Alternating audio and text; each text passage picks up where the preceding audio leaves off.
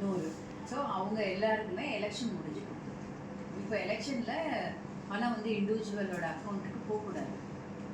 இந்த 63 பேருக்கும் தேர்தல் விதி வந்ததுக்கப்புறம் போயிருக்கு இல்லை, முன்னாடி எலெக்ஷனுக்கு முன்னாடி ரொம்ப 1 மாதத்துக்கு முன்னாடியே போயிடுச்சு. இது வந்து எலெக்ஷன் முடிஞ்ச உடனே முன்னாடி மாவட்ட ஆட்சியர்னா அந்த தேர்தல் அறிவிக்கிறதுக்கு முன்னாடியே நாங்கள் பணம் கொடுக்க ஆரம்பிச்சிட்டோம்னா அந்த தேர்தல் வந்து பாதிக்காது. நாங்கள் தொடர்ச்சியாக சொல்லி தொடர்ச்சியாக ஆரம்பிச்சது முன்னாடி கொடுத்த காரணம் அதனால தான் சொன்னாங்க. நடுவில் இதுக்கு எந்த ஒரு தடையும் கிடையாது. ஏன்னா முன்னாடி ஆரம்பிச்சா இது நிப்பாட்ட இப்போ ரோடு போடுறாங்க இல்லையா, இது வந்து ஏற்கனவே ஆரம்பிச்சது கான்ட்ராக்ட் அது அப்படின்ற அது வந்து ஒர்க். இது வந்து பணம். இப்போ வந்து நாங்கள் பணம் 1,50,000க்கு மேலே எடுத்துட்டு போனாவே நம்ம சீஸ் பண்ணுறோம். ஸோ இது ஒரு அக்கௌண்ட்டை நிர்வகிக்கிறது வந்து உங்களுக்கு தெரியும். வங்கிகளுடைய தொடர்பு எல்லாமே சரி. நாங்கள் எலெக்ஷன் முடிஞ்சு நீங்கள் ஒரே வாரத்தில் நாங்கள் அவ்வளோ பேருக்குமே போட்டுருவோம். எல்லாமே ரெடியாக இருக்கு. அக்கௌண்ட்ஸ் எல்லாம் செக் பண்ணிட்டாங்க. இந்த பேங்க் ஆனால் அது எல்லாருக்கும் கொடுக்கல. 2163 குடும்பங்கள் இருக்குது. அது வெறும் 68 குடும்பங்கள் தான் கொடுத்துருக்காங்க. ரொம்ப ப்ரிஃபரன்ஷியலாக கொடுத்துருக்காங்க, ரொம்ப பயஸ்டாக கொடுத்துருக்காங்க அப்படிங்கிறது மக்களுடைய குற்றச்சாட்டாக இருக்குது.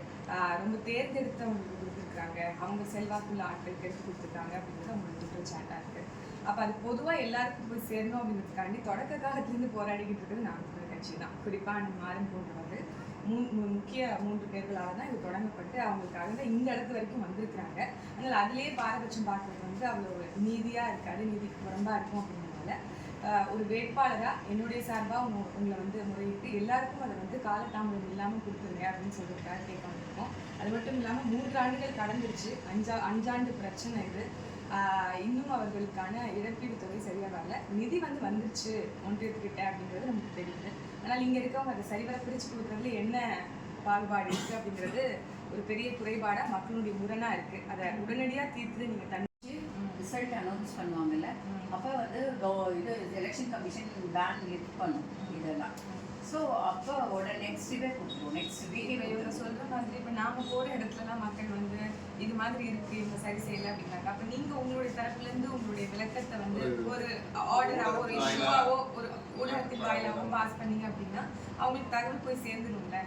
அப்போ அதில் ஒரு தேவையில்லாத சிக்கலோ எல்லாருக்குமே தெரியுமே. எலெக்ஷன் முடிஞ்சு லாஸ்ட் வீக் ஒரு வந்தாங்க அவங்க கிட்டே நாங்க சொன்னோம். அவங்க சரி அந்த மாதிரி ஒவ்வொருத்தரையும் நம்ம சொல்ல தேவையில்லை. ஊராட்சிகள் சம்பந்தப்பட்ட பிரச்சனை போராட்டம் அப்படிங்கறனால இதுக்காகவே நான் பல பேர் கடன் வாங்கி அவங்க வந்து அதெல்லாம் செலவு பண்ணி இன்னைக்கு வாழ்வாதாரத்தை ஓட்டிக்கிட்டு இருக்காங்க அப்படின்னு நம்மளால புரிஞ்சுக்க முடியும்.